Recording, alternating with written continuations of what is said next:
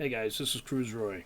If I'm not flying my drones or helicopters or building one or testing some batteries or modding some drones or doing my photography or making plastic parts from a 3D printer, uh, a friend of mine just got a CNC machine, and the difference between a CNC and a 3D printer is a 3D printer will take an object and build it up with product.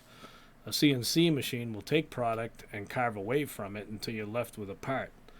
Now, the reason for this video is it's not a tutorial. I'm just showing you the way I do it and hopes to get some help from other people. Just leave comments down at the bottom if you can and tell me if I'm doing something right or wrong. But this is the way I just figured out how to do it after watching many good videos of Aspire and STLs. They're not telling you where the STLs are coming from, because you can create STLs from almost anything, any different types of formats, AutoCAD or whatever. Anything that anybody that has a 3D printer most likely has some kind of software. But I joined Onshape about 5 years ago. It's the free edition.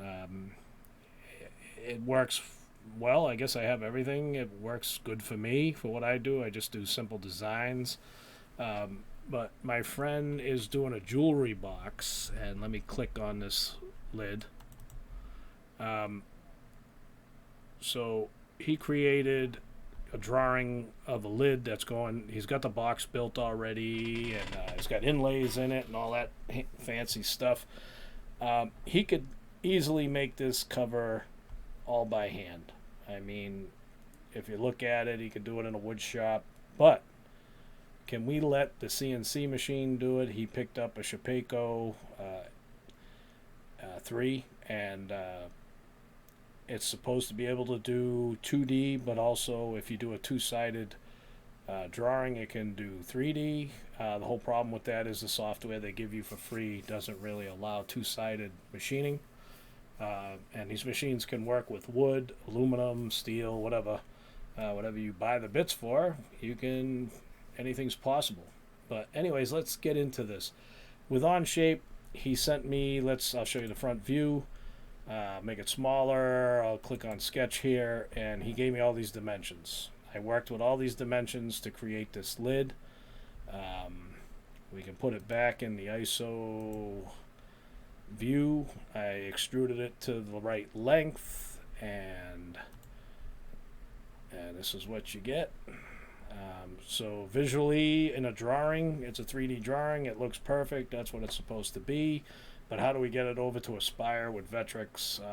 Speaking of which, that's just another software that I purchased. It's 9.5, and it's supposed to work with most CNC machines. It does work with the Shapeco 3. So you can export any drawings you want, or documents they call them, in Onshape, just by right-clicking the part that you just created, and you hit export. We're going to name this Super Lid. Super Lid. I'm going to show you the formats that Onshape will export as. I don't know what half of these are. I know what SolidWorks is. I know what the STL is for, my printer, Steps, and I think they're all for different AutoCAD systems.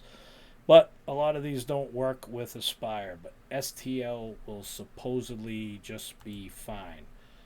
Binary format, inches, I'm doing everything in inches. Fine resolution just means the highest quality coming out of the export. And then download it. I hit OK. I already got it set up to go to my download folder, as well as I have Aspire to pick up files from my download folder. You can do that. There's a million videos on how to do that. I'm not going to go over that. So I got the file downloaded, superlid.stl. How do we get it into Vectrex or Aspire? So create a new file. All right. Now I know this object is it's 5 3/4 by 9 15/16, and it's under 3/4. So first off, job type, we're going to do a double-sided. There's no way you're going to be able to do a one-sided job with this unless you have a 5-axis machine. So and then the job size. Job size just means the piece of wood I'm going to cut. I'm going to go on a table saw. I'm going to cut me a piece of oak, mahogany, or whatever. It's going to be 7 by 11, and it's going to be 3/4 inches thick. The zero position, you have two because you're doing double-sided, you have these two sides. I'm going to use the material surface, and I'm also going to use the left-hand lower corner as the starting point, or your XY natron position. All right, now you flip direction because it's two-sided. You get this menu too. I'm going to do a left to right. Now just remember that. So when you take your pot, you're going to flip it exactly like that, put it right back in the Z position. Or you can do back to front. Now I'm setting my modeling resolution at very high. That's just because I got a good video card and I can handle it. But that's how this is going to show you how it works. So let's hit OK. All right. So there's our piece of wood. That's basically, we went through all of that just to cut a piece of wood. So go to the table saw, throw a piece of mahogany on there. You can do an inlay if you want. You can split the wood up, have a line through the center. You can do all this fancy stuff with wood just with a table saw and some glue and clamps. But now, how do I get this, the STL, the super lid, into Aspire 9.5? Well, I look through everything, banging my heads. I mean, we're trying to learn this. You get a software. Every software is different. They work different. And just watch 2.5 million videos. Also, just really quick, right here, there's an icon. This is how you flip top to bottom because you're doing a two-sided. If you didn't do two-sided, this wouldn't even exist. So anyways, you can't really do anything in the drawing tab down here at the lower left. But on the modeling tab, we open that up. You'll notice there's a folder up here on the top left. It says import a component or 3D model. Let's click on that. It's going to open up my downloads folder because I have it set up that way. Just remember, it might send you to La La Land. Just find your file. Double click on the lid. You'll notice that it didn't place it automatically in the center. I don't know why. It should know where the stock is and it should know where the model is, but it doesn't do that. Also, I think it's safer to say I should do the bottom first and the top second because it's curved. All right. So I'm going to click up here on the orientation. I'm going to flip it to bottom. So now you see the bottoms here. That's basically this edge down here. Let me hit the front edge. Boom. Back it up. So I want to start cutting this edge first and then flip it over and then I'll do the curve. It didn't center itself, but it does know the dimensions of your model, and you double check that with your Onshape drawing, but it is 9 and 15, 5 and 3/4, and under 3/4 of an inch thickness. It's 0.722. All right, and I got it set for inches. Let's hit center model. That's going to bring the model into the center of your product or wood or piece you're going to throw on a CNC machine. Now in a zero plane position in model, I think because we're doing both sides and we need to keep it in the center. I don't know if this is right. Please tell me if I'm wrong, if you can move it up or down, but we have to keep it in the center because it's going to do this half of the product to the center and that side. So if I hit, let's see, the Y, you'll notice that the model is in the center of our product. So I think that's the right way to go. Now, this overcut distance, remember, you're going to have a bit coming through this, and we're going to use a ball bit, and normally it would just stop here. The overcut distance is you want to come down here, and you want to get rid of the excess. So I'm going to say that 0.5 would be way too much. You got to leave something there, and what's going to happen, you're going to end up taking this off with a bandsaw and sanding. Or if there's a way you can clamp down this project without, letting it move on the tabletop. So what I'm going to do is, instead of 0.5, I'm going to go 0.35. That's what I'm going to call it. So it's going to go 0.35 past the center line. And then when the other one comes back, it's going to do the same, and you're going to be wiped out. You're not going to have any stock laying around. I guess you can use tabs. I'll have to check while we're doing this. I'll check for you, but as of right now, let me put the 3D back in motion. I'm going to hit OK. We got everything set here. I'm going to hit OK. Now it does its thing, and it shows you what it looks like 3D. Okay. Our next thing is the toolpaths. Right-hand top corner, that's where your toolpaths are. When you're doing something 3D, this is all easy stuff. Not that it's easy for me. I'm just saying this is the easier way to cut out. You have your profile, you have your pockets. If you're doing drills, you got, drilling tool paths, lettering, engraving, all that stuff. But when you're doing 3D, there's only two. There's a roughing and a finish. And we're just going to do the finish. It's slower, but you can do both. But you're going to have a tool change. And on certain CNC machines like the Shapeco, we need a bit setter set up so we can change our tools and re-zero in the tool. Without that, you could screw up your whole job. So you can just do it with one bit. It can take longer, but you won't have to do a tool change. And like this whole job, we're just going to use one tool because we're just using the finishing tool path. So let me click finish tool path. All right, we know the thickness is 3/4. We're going to zero our bit right on the lower left-hand corner and on the material surface. Now this gap above and gap below, this part I do not understand. I'm going to leave it alone right at the default at gap above model. The rapid Z gaps, I don't know nothing about this. My friend will probably know more about it than I do, but I'm just trying to get an STL in the program. And the home start position, I'm just going to leave it at default. I'm going to hit OK. Now you get into the tool path. The tool, I'm using a ball nose 1/4 inch. You can change it if you like. Now in here, I'm going to tell you, I tried every single one of these and ended up in all kinds of messes. So the only one that seemed to work properly, I already tried this. It's a secret. Don't tell anybody, but I'm just going to show you. Model boundary. For some reason, if you put it on material boundary, it ends up being a mess. So model boundary. So supposedly, I guess it means to me that the bit is only going to worry about the model on your stock here. As for us, offset and raster, that's just how the bit travels. Some people just like the bit going back and forth all day, and other people like it going in a circle to make you dizzy. So I'll keep the dizzy way. The safe Z is set at 0.2. I guess you can change it if you'd like, but I keep all this stuff at default. So this name, let's call this box bottom.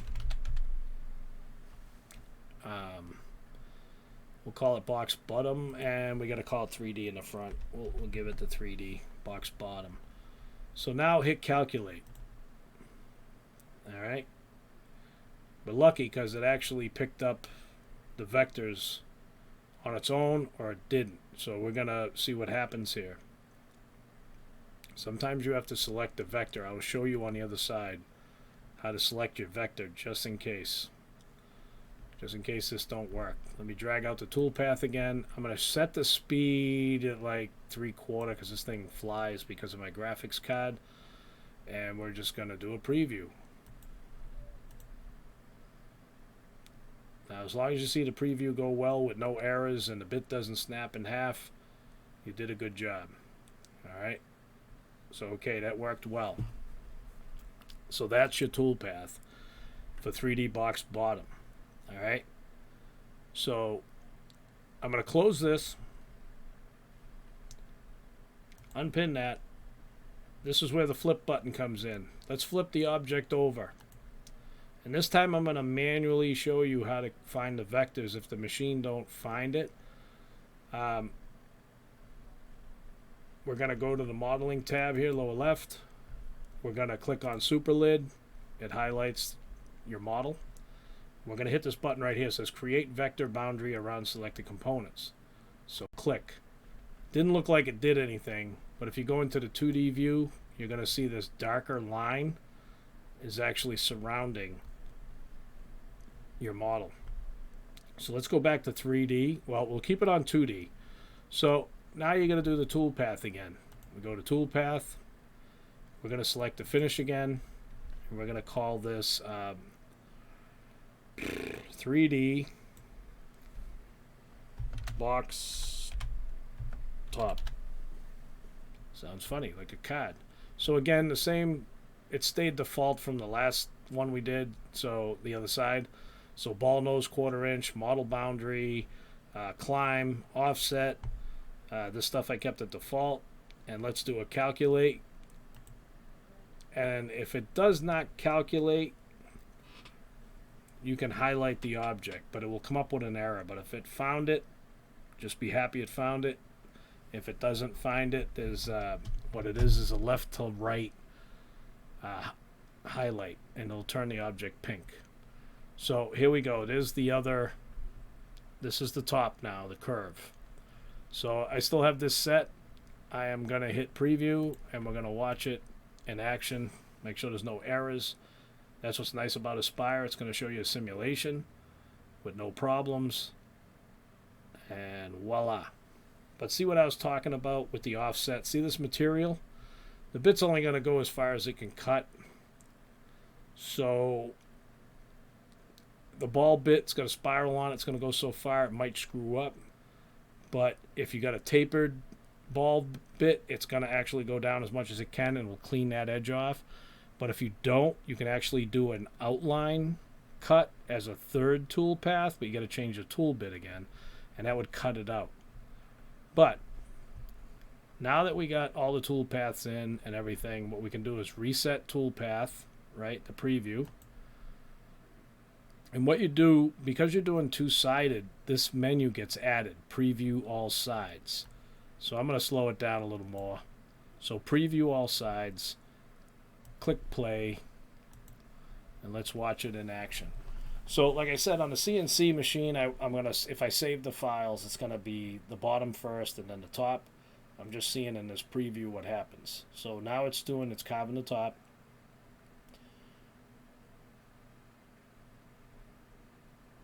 And it's supposed to flip. It's supposed to flip. And it didn't. Calling me a liar. Did I do it correctly? Let's do a reset.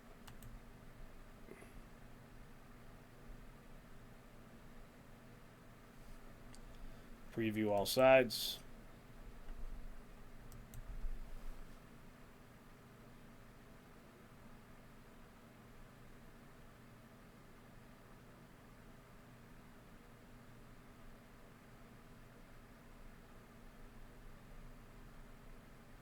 There it goes.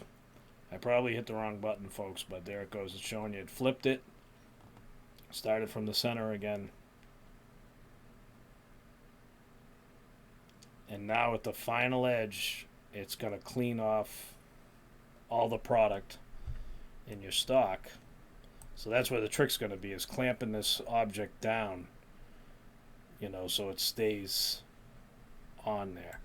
And the only thing I didn't do is right here, I needed a couple of cutouts for some hinges.